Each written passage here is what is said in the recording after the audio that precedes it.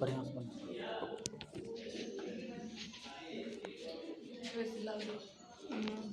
देखिए, आप लोग के 7th क्लास का जो बुक्स है साइंस का, उसमें यूनिट नंबर 8 में क्या पढ़ने के लिए है? वनस्पतियों एवं जंतुओं में श्वसन। मतलब वनस्पति मतलब होता है पेड़ पौधा। क्या होता है? पेड़ पौधा। पेड़ पौधा में भी श्वसन का क्रिया होता है और जंतुओं में भी श्वसन का क्रिया होता है। तो इस चैप्टर में जंतुओं में भी श्वसन पढ़ना और पौधों में भी श्वसन पढ़ना है। तो श्वसन क्या है? सबसे पहले रेस्पिरेशन का परिभाषा जानना जरूरी है कि श्वसन आखिर है क्या। तो श्वसन क्या है कि ऑक्सीजन की उपस्थिति में भोजन से रासायनिक क्रियाओं द्वारा ऊर्जा प्राप्त करने की क्रिया को क्या कहते हैं? श्वसन कहलाती है। क्या कहलाती है? श्वसन कहलाती है। अब श्वसन में जैसे अपने लोग सांस लेते हैं और क्या करते हैं? छोड़ते हैं। सांस लेते और छोड़ते हैं। सांस किसको कहते हैं? जैसे कि सांस अपने लोग क्या करते हैं?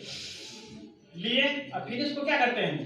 छोड़ देते हैं। तो लेने के क्रम में क्या होता है? फेफड़ा क्या हो जाते हैं? फूलता है। क्या होता है? फेफड़ा फूलता है। और छोड़ने के क्रम में फेफड़ा सटकता है। क्या होता है? सटकते हैं। तो यहाँ पर देखिए, सांस लेना मतलब बाथिंग। क्या है?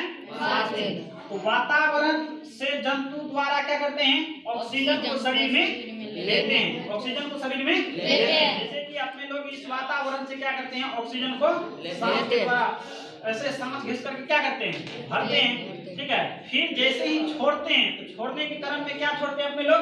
कार्बन डाइऑक्साइड को छोड़ते हैं। छोड़ने की क्रिया क्या कहलाती है? मतलब सांस लेना और छोड़ना क्या कहलाता है? सांस कहलाती है। क्या कहलाते हैं? तो लेने के क्रम में क्या लेते हैं? ऑक्सीजन। क्या लेते हैं? ऑक्सीजन। और बाहर क्या निकालते हैं?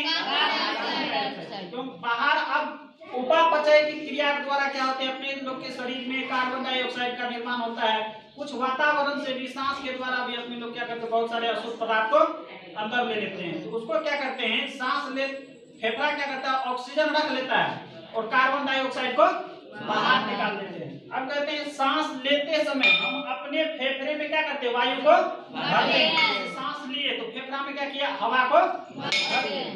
फेफड़े में अनेक छोटी छोटी रक्त नलिकाएं होती हैं जो कि क्या करता है? इसमें उपस्थित ऑक्सीजन को क्या करता है? रक्त नालिकाओं से रक्त में जाता है। कहाँ जाता है? रक्त। फेफड़ा में जो है अनेक छोटी छोटी पतली पतली रक्त नालिका है जो ऑक्सीजन जो उपस्थित है उसको कहाँ ले जाते हैं?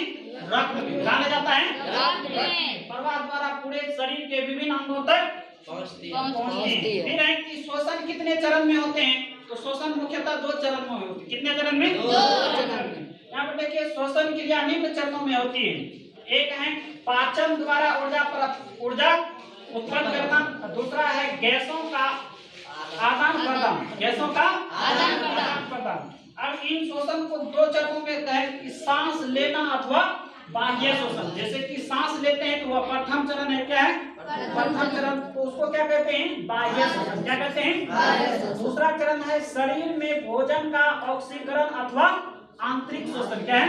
मतलब सांस लिए उसके बाद दूसरा चरण में जब सांस लेकर के अपने लोग भोजन में ऑक्सीजन को मिलाते हैं। क्या मिलाते हैं? ऑक्सीजन को मिलाते हैं। पाचन क्रिया हुआ तो रक्त में पहले से ऑक्सीजन मौजूद नहीं रहता है। ये श्वसन क्रिया द्वारा जो ग्रहण किया गया ऑक्सीजन है वह दूसरा चरण में क्या होते हैं कि आंतरिक श्वसन द्वारा रक्त में ऑक्सीजन को मिलाया जाता है। ठीक, समझ गए यहाँ तक?